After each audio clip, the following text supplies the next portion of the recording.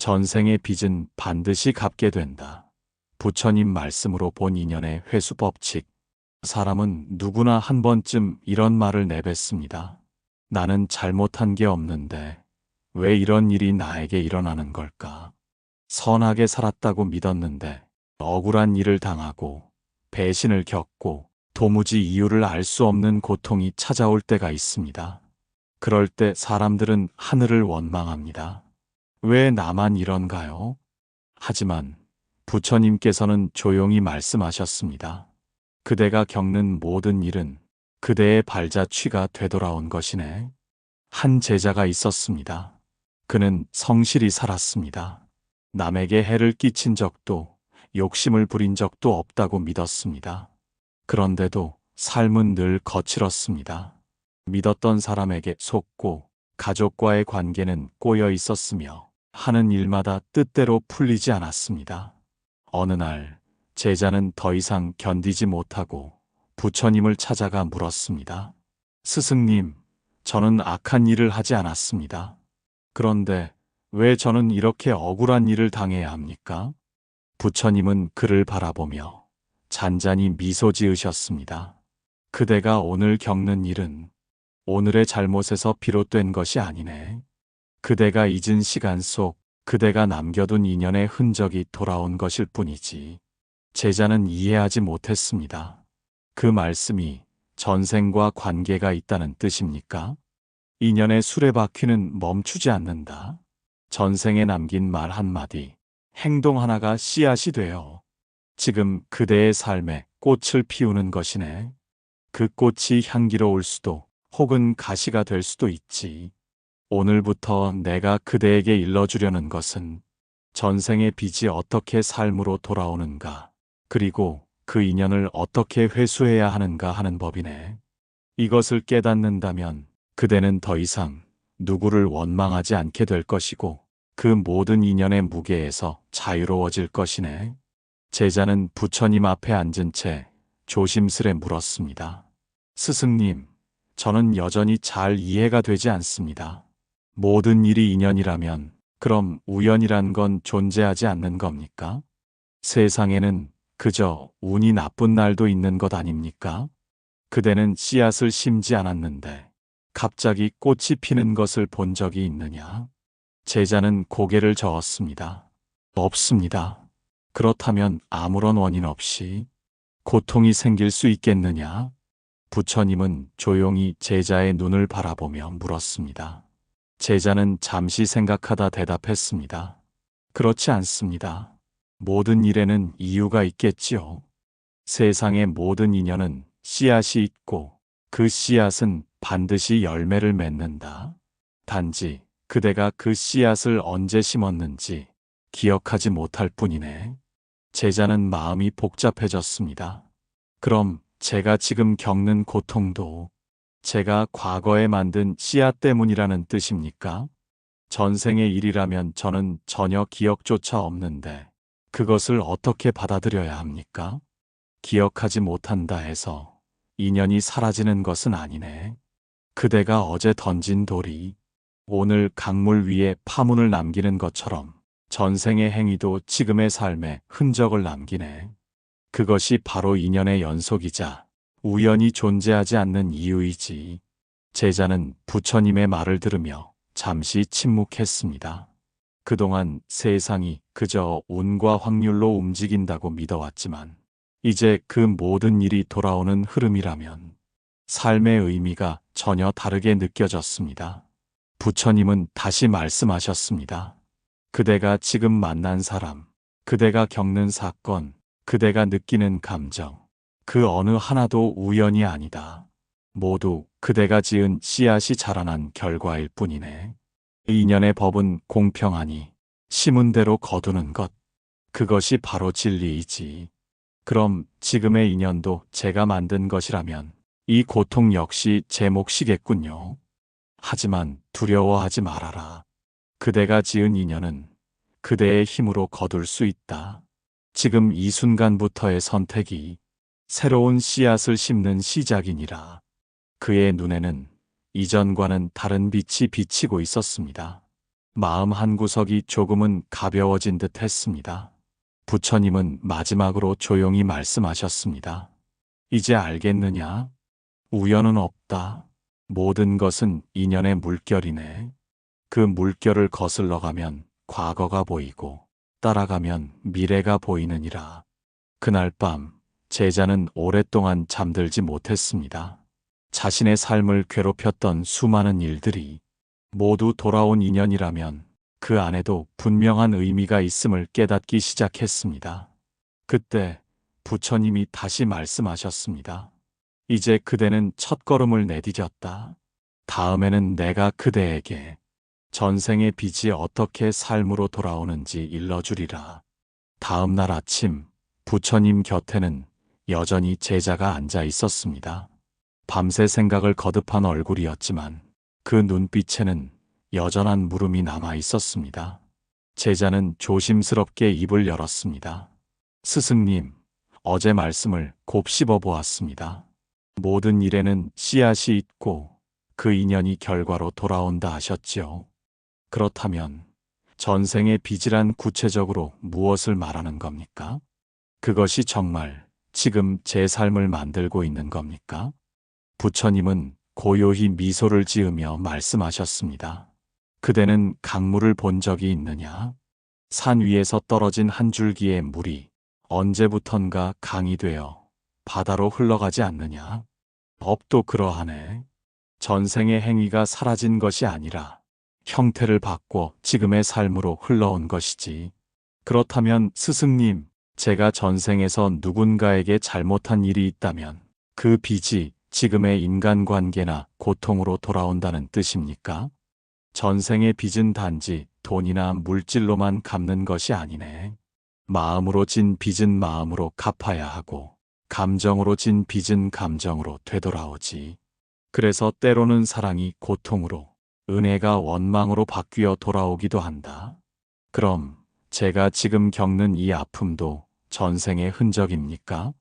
그대가 누군가를 미워했던 마음, 그대가 무심코 내뱉은 말 한마디, 그대가 누군가의 눈물을 외면했던 순간, 그 모든 것이 씨앗이 되어 다시 돌아온다. 인연의 수레바퀴는 멈추지 않기에 그대가 지은 빚은 반드시 갚게 되느니라.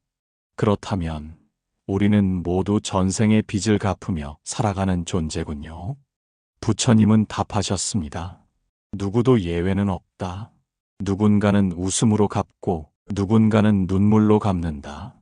그러나 결국 모든 갚음은 마음의 정화이네. 고통은 형벌이 아니라 영혼이 빚을 다하는 과정일 뿐이지. 그동안 자신에게 닥친 불행이 원망의 대상이었지만 이제는 그것이 정산의 과정임을 조금은 이해할 수 있었습니다. 전생의 빚은 반드시 갚게 되어 있다. 다만 그대가 그것을 괴로움으로 갚느냐 혹은 깨달음으로 갚느냐는 지금 이 순간의 마음이 정하는 것이네. 그럼 스승님, 고통이 깊을수록 갚아야 할 인연이 더 크다는 뜻이겠군요. 깊은 고통일수록 그대의 영혼은 더 큰 자유를 향해 가고 있네. 이제 그대가 알아야 할 것은 왜 어떤 인연은 유독 그렇게 아픈가 하는 것이지. 그것이 바로 다음 길이네. 그날 저녁 사원의 하늘은 붉게 물들고 있었습니다. 제자는 부처님 곁에 앉아 오랜 시간 침묵하다가 낮은 목소리로 물었습니다. 스승님, 세상에는 참 이상한 인연이 있습니다. 처음엔 좋은 사람인 줄 알았는데 시간이 지나면 마음에 상처만 남기고 떠나는 이들이 있지요. 왜 그런 인연은 그렇게 괴롭고 힘든 걸까요? 그대가 가장 아픈 사람은 그대가 전생에서 가장 가까웠던 인연이기 때문이네. 전생에서 맺은 인연이 깊을수록 그만큼 남겨진 빚도 크기 때문이지. 사람이 누군가를 진심으로 사랑하면서도 그 마음속 어딘가에 미움과 집착을 남기면 그 인연은 다음 생에 다시 이어져 갚음의 형태로 나타나게 된다. 그럼 제가 미워하는 그 사람도 어쩌면 전생에서 소중했던 인연이었을 수도 있겠네요. 인연은 단절되지 않는다. 그대가 미워하는 사람, 그대가 억울하게 느끼는 사람, 그들 중 많은 이가 사실은 전생에서 그대와 가장 깊이 엮였던 존재들이네. 그렇다면 지금의 고통은 그 인연을 끝내기 위한 과정이군요. 고통스러운 인연일수록 그대가 오랫동안 미루어온 빚의 회수일 가능성이 크다. 인연은 사랑으로 시작되지만 끝맺지 못하면 고통으로 돌아오지. 마음속에서 오래된 원망이 천천히 녹아내리는 듯 했습니다. 스승님, 그럼 제가 이 인연을 피하지 않고 받아들이면 그 빚은 다 갚게 되는 건가요? 인연은 피하면 다시 돌아오고 받아들이면 끝이 난다. 그대가 고통 속에서도 원망하지 않고 이 또한 내가 지은 인연이구나 하고 받아들이는 순간 그 인연은 더 이상 그대를 묶지 못하네. 제자의 눈가가 붉어졌습니다. 그는 오랫동안 미워했던 한 사람의 얼굴을 떠올렸습니다. 그 얼굴이 이제는 원망이 아니라 미처 끝내지 못한 인연으로 느껴졌습니다. 인연의 빚은 사람의 얼굴로, 사건의 모습으로, 때로는 아픔의 형태로 그대 앞에 나타난다. 그러나 두려워하지 말아라. 그대가 그 인연을 이해하는 순간 그 고통은 끝나고 인연은 자유로워지니라. 제자는 깊이 숨을 들이쉬었습니다. 그의 마음 속에서 조용히 무언가가 풀어졌습니다. 이제 그대는 인연의 깊이를 알았다. 다음에는 내가 그대에게 그 인연을 어떻게 끝내야 하는지를 일러주리라. 며칠이 지나고 제자는 다시 부처님을 찾아왔습니다. 그의 얼굴은 여전히 근심에 잠겨 있었지만 눈빛은 전보다 차분했습니다. 그는 부처님 앞에 엎드리며 조용히 말했습니다. 스승님, 저는 이제 알 것 같습니다. 고통스러운 인연은 전생의 빚이었음을요. 하지만 그 인연이 너무 괴로워서 도망치고 싶을 때가 많습니다. 정말 그 고통을 받아들여야만 끝이 나는 겁니까? 부처님은 잠시 침묵하다가 잔잔한 목소리로 대답하셨습니다. 그대가 빚을 지고 있다면 도망친다고 해서 사라지겠느냐? 제자는 고개를 숙였습니다. 아닙니다. 결국 다시 찾아오겠지요. 그렇다. 인연의 빚도 같다. 갚지 않으면 다시 찾아오고 피하면 모양을 바꿔 다시 앞을 막는다. 그대가 그 인연을 피할수록 그 인연은 더 깊이 그대를 따라오게 되지. 제자는 한숨을 내쉬었습니다. 하지만 너무 아픕니다, 스승님. 그 사람을 보면 마음이 흔들리고 그 상황을 떠올리면 가슴이 답답해집니다. 그런데도 그걸 받아들여야 한다니 너무 어렵습니다. 받아들인다는 것은 그 고통을 사랑하라는 뜻이 아니네. 그저 그 고통이 나의 일부임을 인정하는 것이지. 그대가 그것을 밀어내지 않을 때 그 고통은 점차 힘을 잃고 사라진다. 그의 마음 속에는 여전히 불편한 감정이 일렁였지만 그 감정을 붙잡지 않고 바라보려 애썼습니다. 그대가 짊어진 인연의 무게는 그대가 감당할 수 있을 만큼만 주어진 것이네. 그것을 온전히 마주할 때 그 인연은 마침내 그대의 손에서 떠난다. 그럼 제가 해야 할 일은 그 사람을 용서하고 그 상황을 받아들이는 것입니까? 부처님은 부드럽게 미소 지으며 답하셨습니다. 용서란 그 사람을 위한 것이 아니라 그대 자신을 위한 해방이네. 그리고 받아들임이란 체념이 아니라 더 이상 도망치지 않겠다는 다짐이지. 그의 눈가에는 눈물이 맺혔지만 그 눈물은 슬픔이 아닌 이해의 눈물이었습니다. 부처님은 마지막으로 말씀하셨습니다. 인연의 빚은 피할수록 무겁고 마주할수록 가벼워진다. 그대가 이 인연도 나의 길이었구나 하고 인정하는 순간 그 빚은 다한 것이네. 제자는 두 손을 모아 부처님께 합장했습니다. 스승님, 이제 조금은 알 것 같습니다. 받아들임이 끝맺음의 시작이라는 것을요. 이제 그대는 인연을 끝낼 준비가 되었다. 다음에는 내가 그대에게 고통의 갚음을 어떻게 복으로 바꾸는지를 일러주리라. 며칠 후 새벽의 사원은 안개로 덮여 있었습니다. 제자는 부처님 앞에 앉아 오랫동안 침묵하다가 조용히 입을 열었습니다. 스승님, 저는 이제 도망치지 않으려 합니다. 이 인연도 제 몫이니 받아들이겠습니다. 하지만 한 가지 두려운 게 있습니다. 그 사람을 용서하려 하면 마음이 흔들립니다.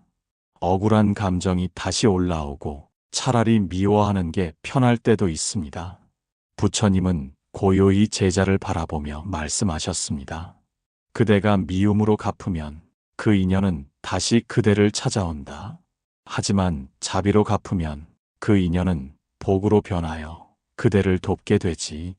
제자는 놀란 눈으로 부처님을 바라보았습니다. 복으로 변한다고요?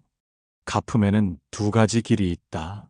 하나는 원망으로 갚는 길, 다른 하나는 선으로 갚는 길이다. 전자는 다시 고통으로 돌아오지만 후자는 복으로 되돌아오네. 스승님, 미움을 선으로 바꾸는 건 너무 어렵습니다.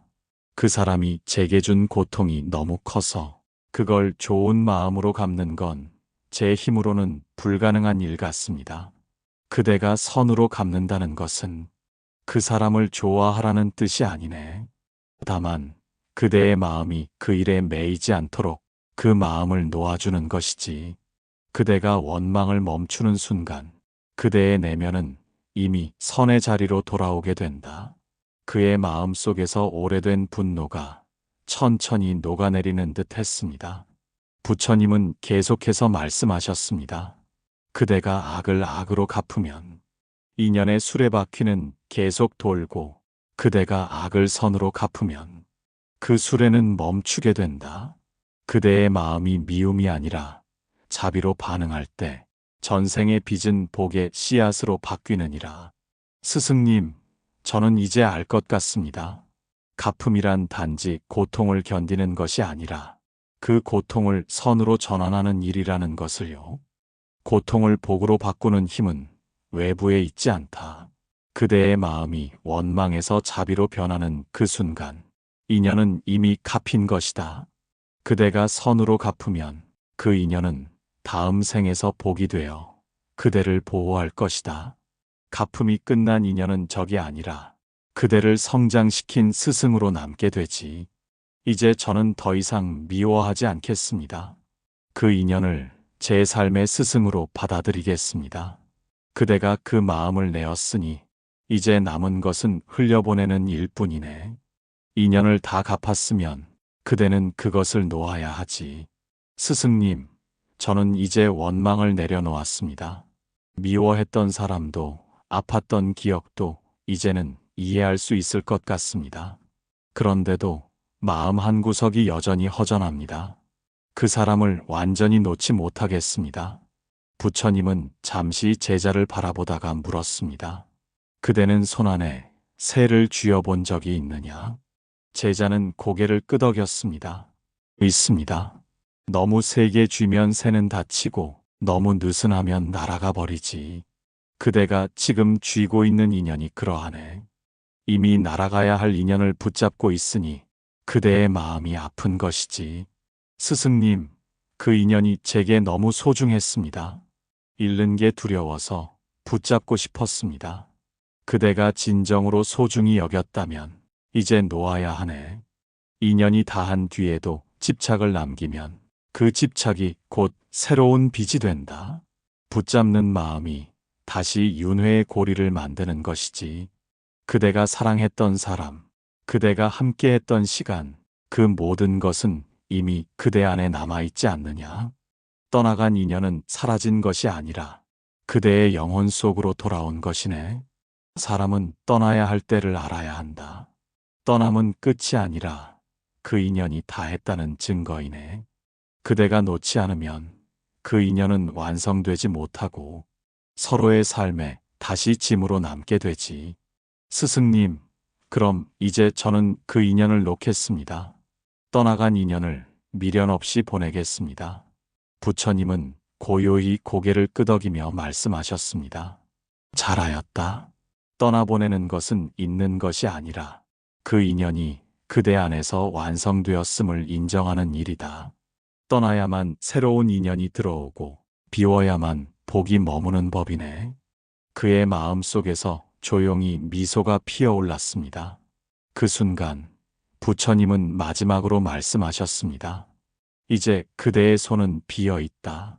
비었기에 무엇이든 담을 수 있지 않느냐? 인연을 놓는 자가 진정으로 자유로운 자이니라. 바람이 불었습니다. 연못 위에 연잎이 흔들리며 작은 물방울을 떨어뜨렸습니다. 그 물결이 잔잔히 퍼져나갔습니다. 마치 제자의 마음속 집착이 흩어지는 듯 했습니다. 새벽의 공기는 맑고 차가웠습니다. 사원의 동쪽 하늘이 밝아오자 제자는 부처님 곁에 조용히 앉았습니다. 긴 여정의 끝에서 그는 이미 많은 것을 내려놓은 얼굴이었습니다. 부처님은 그를 바라보며 부드럽게 말씀하셨습니다. 그대의 마음이 이제 고요하구나. 스승님, 이제 알겠습니다. 인연의 빚은 결국 누가 옳고 그른가의 문제가 아니라 제가 지은 발자취를 스스로 거두는 길이었음을요. 처음엔 억울하고 두렵고 도망치고 싶었지만 지금은 그 모든 것이 저를 깨우는 수행이었다는 걸 압니다. 부처님은 고요히 미소 지으며 말씀하셨습니다. 그래, 그대는 이제 인연의 회수를 마쳤네. 그대가 원망으로 갚지 않고 자비로 갚았기에 고통은 멈추고 복이 피어났지. 모든 빚이 끝난 자는 더 이상 얽히지 않는다. 그가 바로 자유로운 자, 곧 해탈한 자이네. 새벽 햇살이 연못 위로 비치며 잔잔한 파문이 금빛으로 번졌습니다. 그는 천천히 말을 이었습니다. 스승님, 저는 여전히 완전하지 않습니다. 때로는 불안이, 때로는 두려움이 남습니다. 부처님은 조용히 고개를 저었습니다. 해탈이란 완전한 사람이 되는 것이 아니네. 흔들리지 않는 마음을 아는 것이지. 그대가 고통을 피하지 않고 마주했듯 이제는 불안조차도 그대의 일부로 받아들일 수 있을 것이네. 그의 마음 속에서는 지난 인연들이 하나씩 떠올랐습니다. 사랑했던 사람, 미워했던 사람, 잃었던 기회, 지나간 시간들. 그 모든 것이 더 이상 고통이 아닌 고요한 빛처럼 느껴졌습니다. 부처님은 이어서 말씀하셨습니다. 인연의 회수란 벌이 아니라 정화다. 그대가 지은 업이 돌고 돌아 그대의 마음을 깨끗하게 씻어내는 과정이지. 그러므로 고통조차도 그대를 해치지 않는다. 그것은 단지 마음의 먼지를 털어내는 손길일 뿐이다. 제자는 미소를 지었습니다. 그 미소는 처음 사원에 왔던 날과는 전혀 달랐습니다. 그의 얼굴에는 억울함 대신 평온이, 분노 대신 감사가 자리했습니다. 그대가 인연의 회수 법칙을 깨달았다면 이제 다시는 새로운 빚을 짓지 않게 될 것이다. 그대는 더 이상 남에게서 얻으려 하지 않고 스스로 주는 삶을 살게 되리라. 그것이 해탈이네. 모든 빚을 갚고 모든 인연을 놓은 마음의 자유. 제자는 합장한 채 고개를 숙였습니다. 바람이 불어 풍경이 울렸고 그 소리가 사원의 하늘로 천천히 흩어져 올라갔습니다. 그날 새벽 제자의 마음에는 처음으로 완전한 고요가 찾아왔습니다. 그는 알았습니다. 갚음의 끝은 고통이 아니라 평화라는 것을. 그리고 모든 인연의 끝에는 언제나 자유가 기다리고 있다는 것을.